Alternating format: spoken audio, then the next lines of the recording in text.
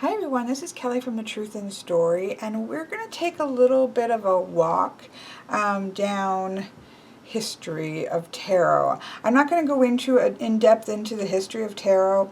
That's not really the purpose of this. There may be some other videos that I do kind of doing because I'm currently just kind of digging in and researching and that kind of thing on a different line that's kind of bringing me down that line, so it may come in. But for the purpose of this video, I just wanted to kind of show as much as I can with my collection, which I don't have a lot of. And I can't obviously show a bazillion, so I had to decide on, okay, I can fit this many, what would they be, right? So of course the first one, which I actually just got in today, and I will be doing a walkthrough of the couple that I don't have walkthroughs up yet, but I just got in the Golden Tarot, which is Mary Packert's version of the Visconti Sforza tarot deck. So this was the first complete, this particular version, which is the Pierpont Morgan Bergamo version of this, is the most complete and considered to be the first complete tarot deck that we have. There is split amongst collection. There are 74, so it is missing the Tower card, the Devil card, and two minors. One of the swords, I want to say maybe the Three of Swords and the Ten of Wands. When I do the walkthrough of this, I'll talk to you, but it's nearly complete. And so people who have remade these decks simply have gone in and recreated those missing cards. The pips are easy, obviously, but did the Tower and the Devil card in the style of the rest of the deck. So this is a repainting of the original deck, but she did a really good job looking at the originals to this. She did a great job. The illustrator of this did an excellent job. So this is 1451, and so that's why I wanted to obviously include that, because this is really sort of the start of all of this in terms of a tarot deck as we recognize. Now there are other decks such as a Solabusca. I don't know when the year off the top of my head that is.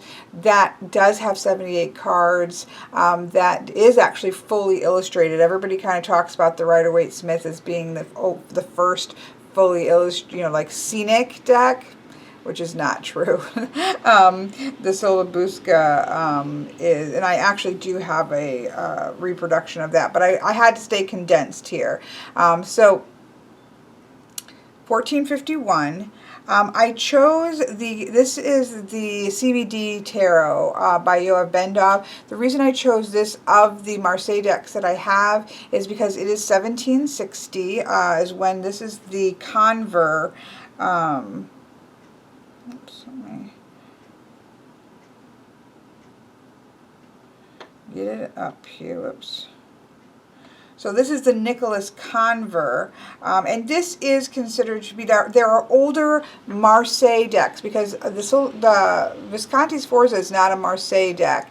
The Marseille decks were based on, sorry, I'm going to turn that off. Woodcut had a very specific, they were woodcuts. The pips were put in specific framework in a certain way that they are placed, and it has to do with even the flourishes. So there are earlier ones than this, such as the Dodal and the Noblette, or the Noblet, I'm not sure how you pronounce that. The reason that I picked this is it's the oldest one that I have a copy of. It is considered one of the most well-known and sort of locked into place of the Marseille deck. So I chose that of my collection. Again, I don't have a complete collection here. Now there's a strange little one slipped in here, and technically this deck was actually made in 1970. But the reason that this is actually what I'm studying right now, and I'm Thursday or Friday I'll have a very, for me, a very nerdy, interesting video about this. But the reason that I'm placing it here is because the majors are based off of, this is a Spanish deck from Spain, and so I just wanted to make sure that we see that there were other systems and things being discussed between Marseille and when we start to move into Rider-Waite-Smith. And this is just an example. There are other decks such as the Atella and things like that. I don't have one of those. It's on my list, but it's also, he made a lot of changes there as well. But what's interesting is that this particular version, which is the El Gran Tarot Esoterico. What's interesting to me about this one is more to do with the minors, but I just went ahead to put the majors in anyways. But what's interesting to me about this one is that before the Rider-Waite-Smith, or just before, this is a similar time period, not this deck is 1970s, but the way that the minors are set up was a very specific system that somebody by the name of Picard was working with. And so when Waite came in, he took his minor interpretations to make his images from several different places. Some of them are from the Solabusca directly, like the iconic Three of Swords, that comes from the Solabusca. So some of them were from that, some were from the Atella, he just kind of pulled from various different systems. Whereas Picard had actually kind of tried to find a cohesive, collate a cohesive minor system, and that kind of took off in Spain starting at 1900 when the tarot decks, the first tarot deck, because there was a ban on playing cards in Spain from early, and I think other countries as well, but in Spain you'll see playing cards, but you really don't see a deck of tarot cards created in Spain until 1900. And so most of the Spanish line of decks kind of split off, right? This kind of went England, this kind of went Spain, followed this Picard minors. And so that's why I wanted to slide this in here, just because there were other things, other systems of connecting the minors and figuring out, because there's really not a lot, the minors are strictly pips. Now, they do have illustrations, they do have flourishes that mean things. There are ways to read, especially the Marseille deck, so it's not non-illustrated.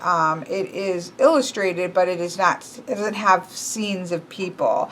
And I just wanted to make sure that we can see that there was actually discussions and other things going on before the Rider-Waite-Smith started to do things differently. It didn't just go from the Marseille to the Rider-Waite-Smith, which I sometimes feel like we think there's like a this gap here, and it just magically came to here. So that's why I placed this here, although this deck, again, is from the 1970s for the 600-year anniversary of tarot in Europe. So that's what this was created for. I also wanted to make note that there were decks, but not just this one. You're talking about the Atella, you're talking about, there are other decks, full decks, that were using esoteric symbols, that were using the Kabbalah symbols, that were using astrological symbols. All of that was happening between Marseille and when you start to get into the Golden Dawn, which we really start to think about it in terms of the Golden Dawn, but there was actually a lot going on that way. And so that's the other reason I want to put this here and sort of make sure that gets represented. And so then, of course, we have these iconic, and I have to give it credit, like it really did, but bringing it to England and English-speaking countries, we do have to relate to or talk about the Rider-Waite-Smith, because many, if not majority, of the decks today do take precedence from the Rider-Waite-Smith. And so this was published in 1910 by Waite, as with the artist as Pamela Coleman Smith.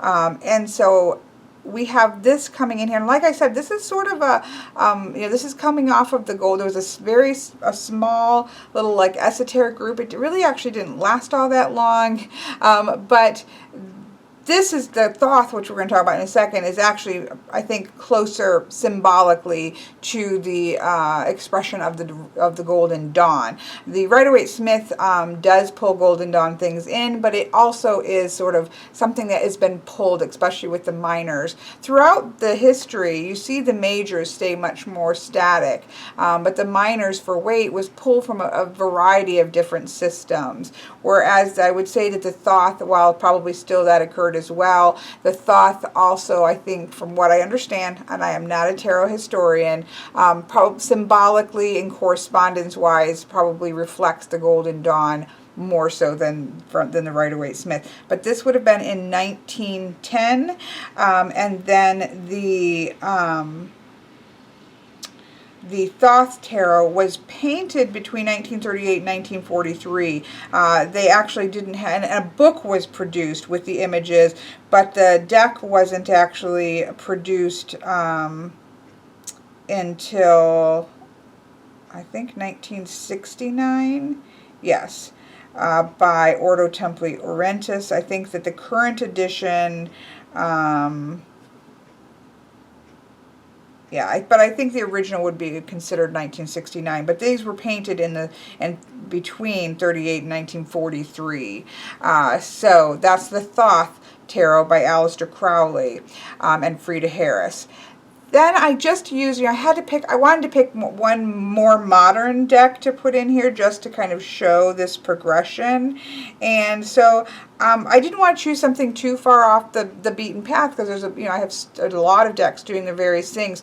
I chose the Druidcraft because it represents, stays fairly similar to the systems, especially of the Rider-Waite-Smith. You can recognize all of them. However, it does show where various themes came into play. This is a pagan theme. We do have a shifting here and showing a different, we've kind of stripped out some of the Christian iconography, like the popes and the hierophants and things of that nature, and we have more of a pagan theme here.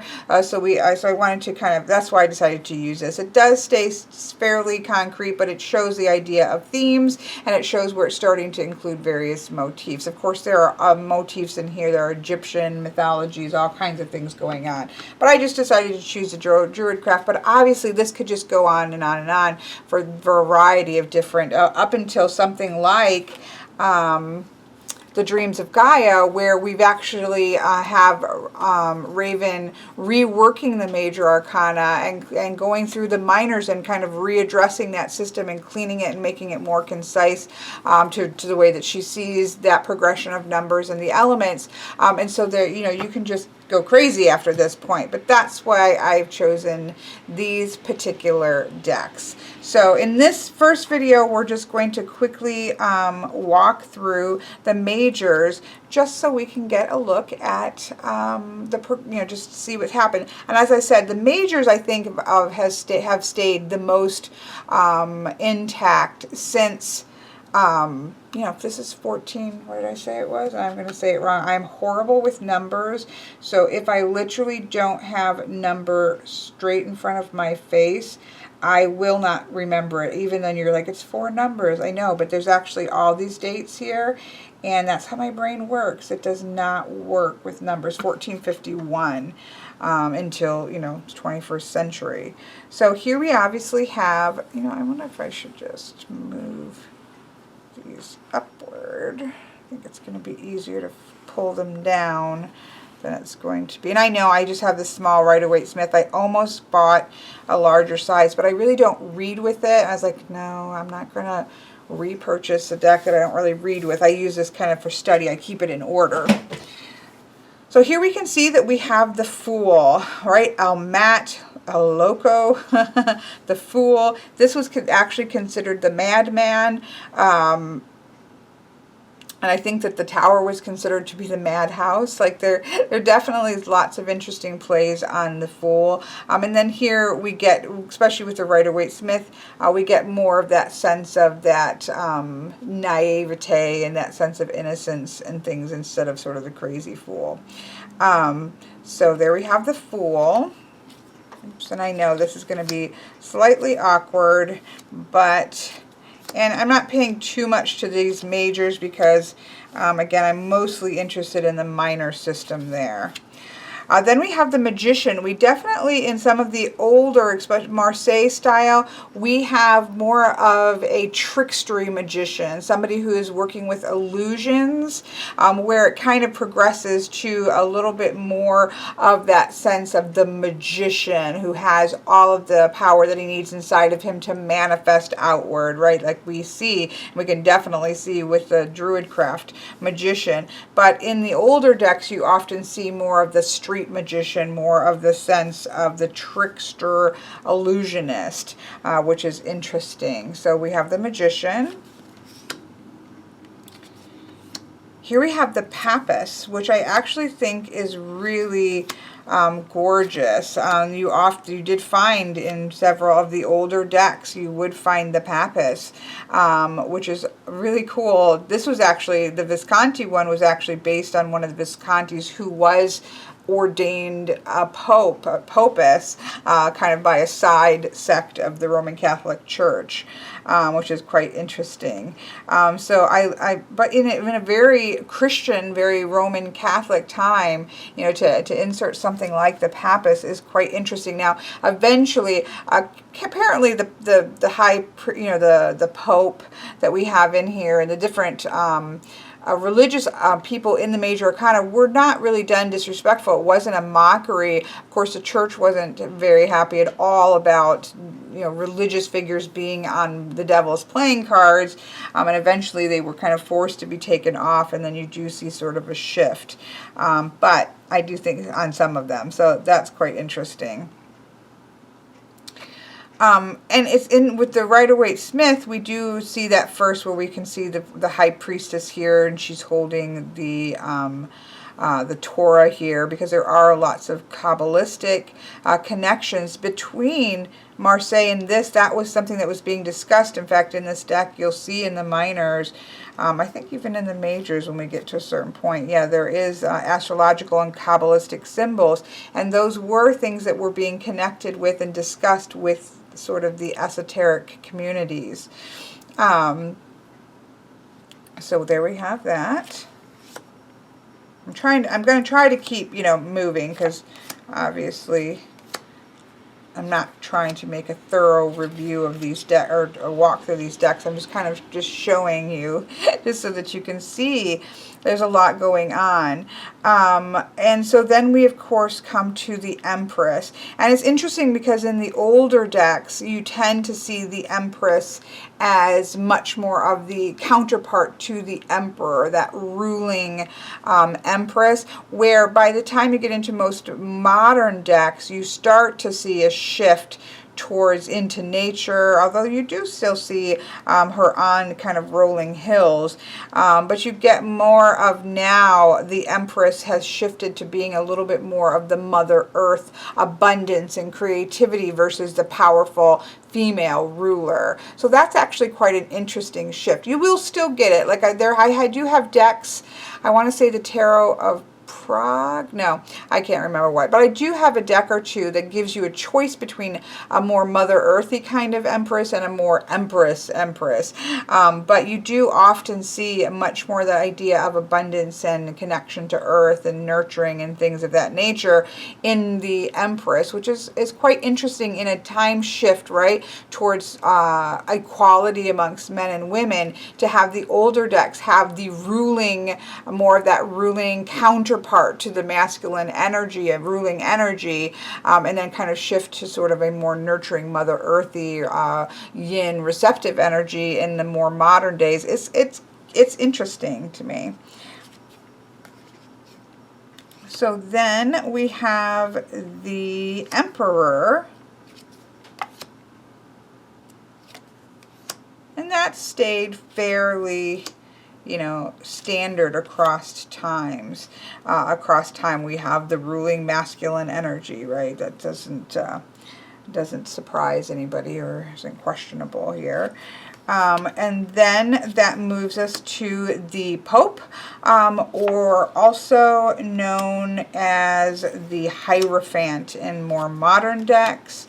the high priest. So this also shows where I didn't mention that, but we have the Lord and the Lady instead of the Empress and the Emperor, and we have the high priest instead of the Hierophant here, because of course this is pagan Celtic. There's not going to be a Hierophant or a Pope in that culture, which is one of the reasons I wanted to choose this, show this how those names can start to shift and morph depending on the theme of the deck that's going on in the more modern times. So we often have the supplicant. We have sort of the mediator between heaven and earth that we get, and that's even through the Rider-Waite-Smith, that still holds on to that Christian iconography setup there. So then we have the beautiful Lovers card. And what's interesting about the Lovers card to me is that when you look at Marseille decks, you often get a male with two females. It's interesting to me that the Visconti had more of what we see, what we think of is with the angel and the sort of the two people, right? But in a lot of the Marseille decks, it is an angel with a man, which I believe is supposed to be Hercules, and two women, and him having to make a choice, right? Because that's what the Lovers card is more about, choice than like getting married or a union, which would be more the Two of Cups. And so I quite like that where you get the man with the two choices. There's even Otzi, my friend Otzi has an Oriental Marseille style deck that is an older deck, she's got a reproduction of it, but and it has a woman with two men that she's having to choose between, which I thought was pretty interesting. But this kind of, so that changed there. You see that difference there, whereas you get more of that sort of Adam and Eve feel with the Rider-Waite-Smith, and of course with the Druidcraft you have the coming together of the Lord and the Lady, the God and the Goddess, a kind of energy going on. But this is more of a theme, so I'm not going to go too much into that. But those are the two kind of interesting variations. But I was quite interested that the Visconti didn't have that, which we see often here. That moves us to the Chariot, which has stayed pretty standard across all the chariots. And again, the Major Arcana has stayed pretty concrete once it's sort of settled in. Now, there are decks like the Minciati, which I could have added in here, but it's kind of hard to compare it.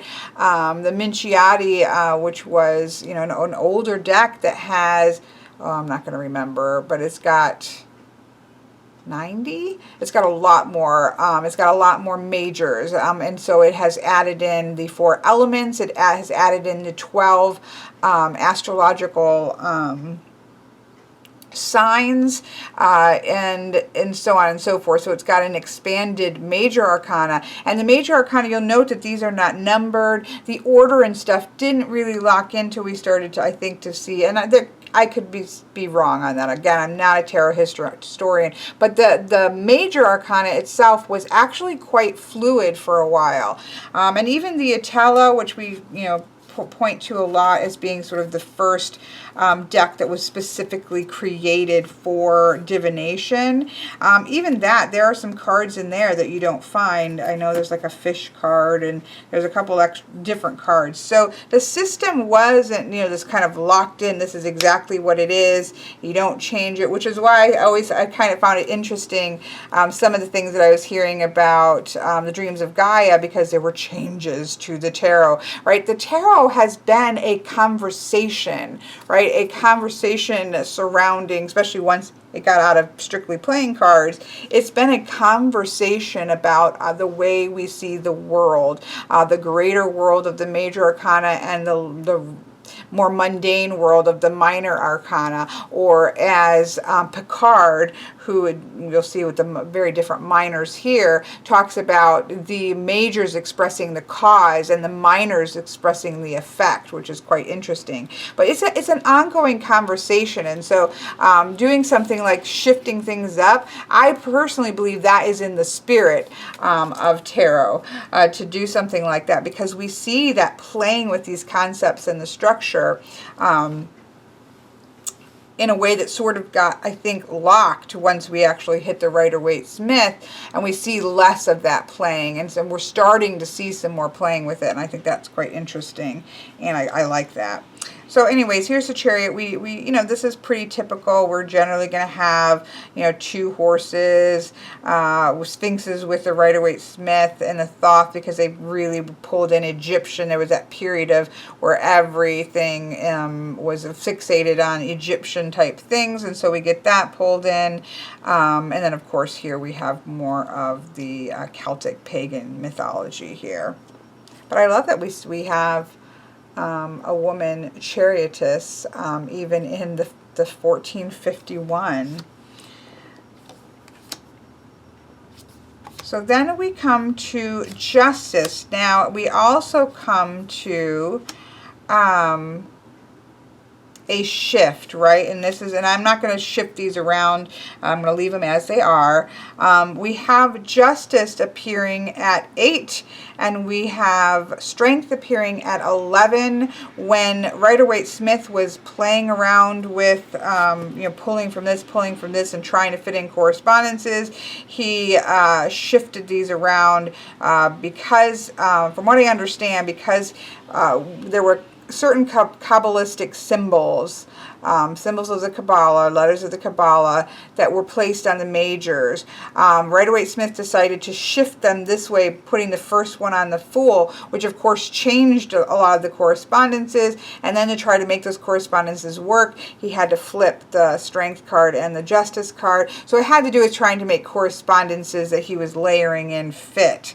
And so we see many cards, you know, we often, when we do walkthroughs, okay, well, is Justice at 11 or is Justice at 8 is sort of a something that we'll point out, because that has kind of goes back and forth. So we have Justice. We have a female Justice in 1451, in the 1700s. I really love this deck, and again, this is, yeah, this is my kind of, I'm just trying to make note that there was conversation going on, and there were Kabbalistic symbols and discussions of what Kabbalistic symbols, astrological symbols, and discussions of that well before the Golden Dawn. So that's kind of why this is standing in. And the minors are accurate to what was this conversation. The majors not so much, but can I just say how much I love King Solomon and his confrontation of the 2 women who said it's their baby, and he says, fine, I'll just cut the baby in half and you can have it. Of course, the real mother says you can have the baby, says it's hers because it's her baby. She doesn't want the baby to die. And so he's able to cut through the emotional of these 2 women in front of him and get to the truth. I quite love that. And of course, we have Strength in these 2, which we'll see in the other ones. Also, had to do with Fortitude. Thoth kept the Justice at 8. That brings us to the Hermit, which is one of my favorite cards. And I find that the imagery of the Hermit stays fairly consistent among deck. It's an image, I think, that resonates with people, because it does stay relatively static. Now, in the older decks, you will see sometimes time, sometimes the old man, those types of things. I love that in the Visconti, he's holding a hourglass, and you'll see that in some of the older decks, and even some of the newer decks have slipped that back in, and I quite love that idea of Father Time for the Hermit. Sometimes it's just the old man, sometimes it's like the hunched old man in some of the old decks, so it's quite interesting to see, but certainly we kind of, that lantern, the man kind of shining a light in the dark is pretty iconic, I think, for tarot. Oops.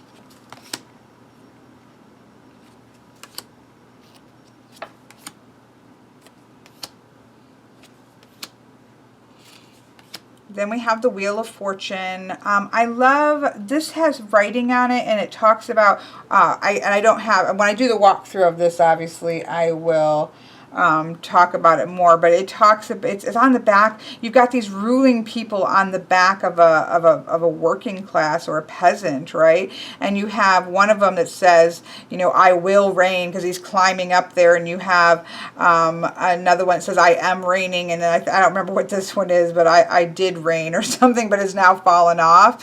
And it kind of shows that cycle of rulership that, you know, because it did shift and change all the time, but it's on the back of a peasantry and of the common folk. I think that's quite interesting, right? So then with the Marseille, we have these three monkeys here. Again, I'm not kind of putting too much impact on the majors here.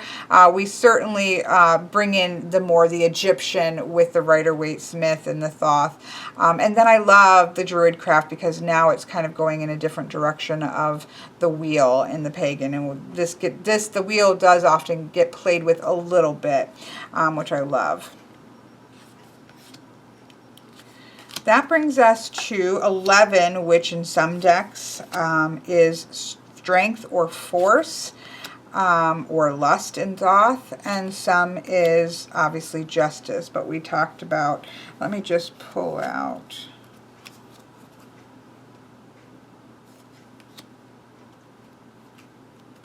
I'm just going to go back here for just a second, because I did want to talk real quick about this little bit of a shift too. So I love this. Now, some people, when I've watched reviews of this, are horrified, and I felt the same way about this, because it looks, if you don't look at this closely, it looks like he's beating the lion. But if you actually look, the man is looking this way and the lion is looking this way. So these two, the civilized self and the animal self, or the wild self, are actually working in conjunction to defeat whatever foe is over here. So don't be horrified when you see this. Although sometimes you do see sort of Hercules, kind of Hercules-esque struggling and fighting with a lion in the older decks. So that idea of physical strength was certainly there in some of the older decks. But we can see even in 1760 that lady gently opening the mouth of the lion not looking stressed out. You know, you can definitely see that even in the earlier decks. Again, Crowley went with Lust and changed the name to Lust. And then more modern decks really reflect that. Don't generally have the mouth being pulled open. Generally has that sort of union between those selves and kind of bringing those two things into balance. So there's a little bit of a shift there, where a lot of times the older decks did have more of that physical strength that was going on. Then we have the Hanged Man, and this does change also across time, where you often see him actually being a criminal who was being hung in some of the older decks. But you still see 1461. You're still seeing a very serene Hanged Man. He looks quite serene as well. You can already see in 1461 or 51. Sorry, please ignore any date slip-ups. But you can already see that iconic shape of the legs, which I think this is a more like a pillory that you would get tied to, I'm assuming. But again, we're kind of ignoring the majors here. With the Rider-Waite-Smith, you definitely get more of that glowing halo, more of that sense of serenity. But look at the posture is almost exactly the same, except for swapped. Whereas the Thoth kept it with that traditional left leg here. Whoops, I got this obviously mixed up. Whoops, 12, I went too far. And then here, of course, we have more of a representation of Odin because it's a pagan deck. But you can see it's pretty standard. Again, I've never seen one like this, so don't pay any attention to that one, although it's interesting when I actually do walk through that deck. But, generally you're seeing a pretty close approximation to this. I have seen a deck or two that had the man being hung by its neck. So there's the Hanged Man. And then, of course, we get into the unnamed death. So most of the older decks did not have a title to the death card.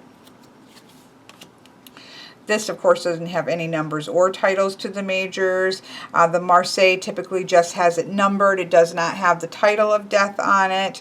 Obviously, then more modern ones do generally have death. We are now starting to see decks, of course, that will have different words like rebirth or cycles or some other kind of, well, I think rebirth is generally with a judgment.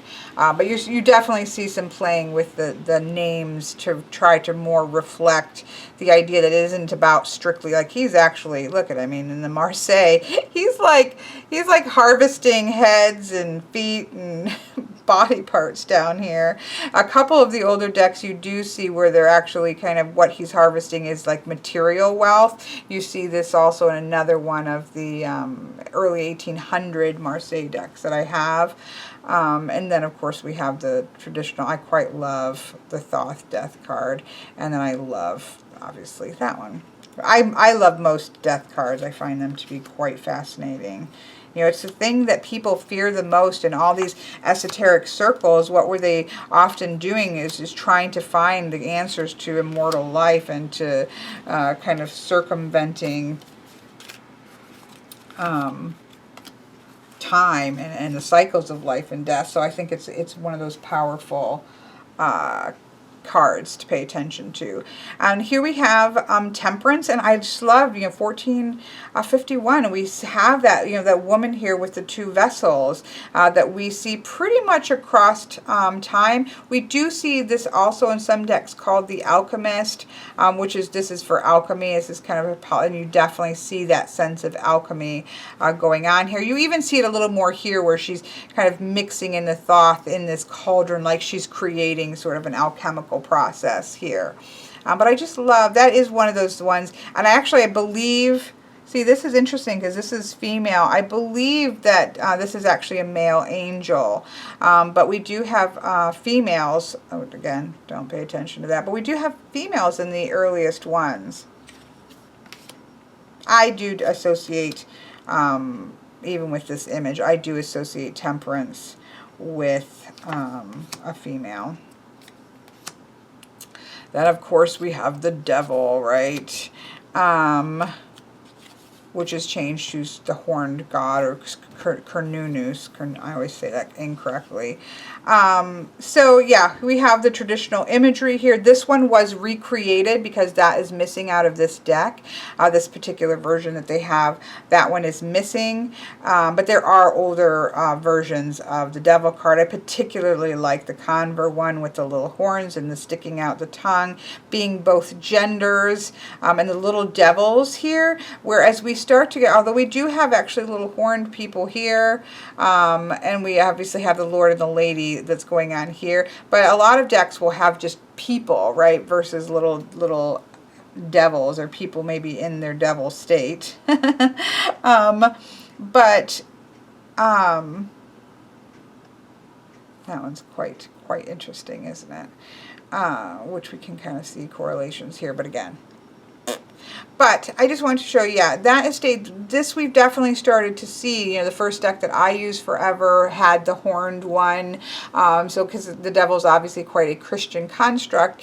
And so we do see a lot of decks playing with that one as well in more modern times to fit either the theme of the deck or to kind of get to the heart of that the meaning of the kind of abdicating your power and sort of giving over power to something outside of yourself, and even placing blame on something out. The devil made me do it, versus taking responsibility for our own choices and perhaps bad choices, right? So of course this is a dun dun dun, the devil and the Tower card, and you know, see that movie moment of flipping it over and it's the devil, and zoom in tight, have crazy music, right? So then we get to the Tower, and the Tower in the older decks are called like I believe this is called the Madhouse. There is also other more negative connotations to the Tower that's quite interesting. But look, the imagery is very, again, one of those really iconic. We generally are seeing destruction. We're generally seeing lightning strikes.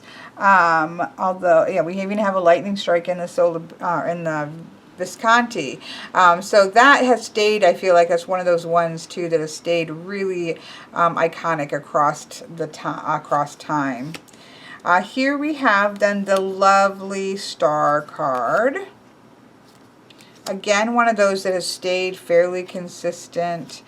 There are just many, many beautiful renditions of the star, but you can see the first, now we don't see the two cups here, but we do see that in the Marseille deck, the two jars.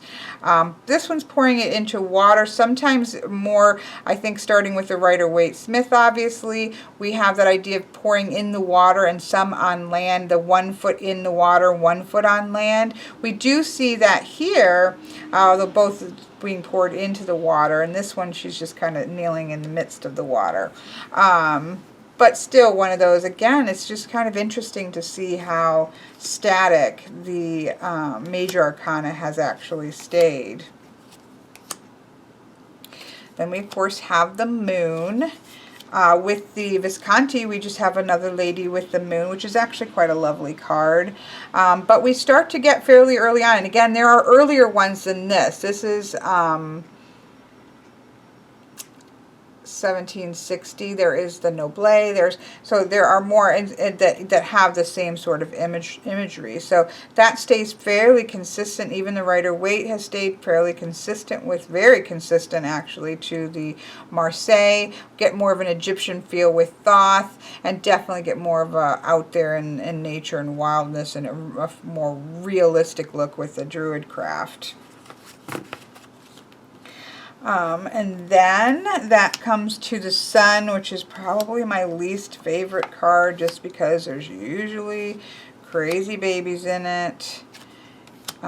Very, crazy babies in it. Still had to have a baby in it on a horse. So I'm not sure if there are earlier decks with the baby on the horse. But we definitely often have two. This one is a very ripped baby, which is somebody, I saw a video talking about, I think this deck talks about the reasoning behind that, that, obviously babies are the most pure that we can get as human forms, but they're still not pure, because in the idea of original sin in the Christian mythos. And so if you're going to have an angel, baby angel, it's going to have to not look quite the same, so it's going to have ripped abs. It was quite funny conversation she had about that. So here we have the Sun card. Now, I learned on the Llewellyn Tarot, which had a very strong man in it, masculine man, so I learned a little bit differently, but it's just that card of sunshine and happiness. And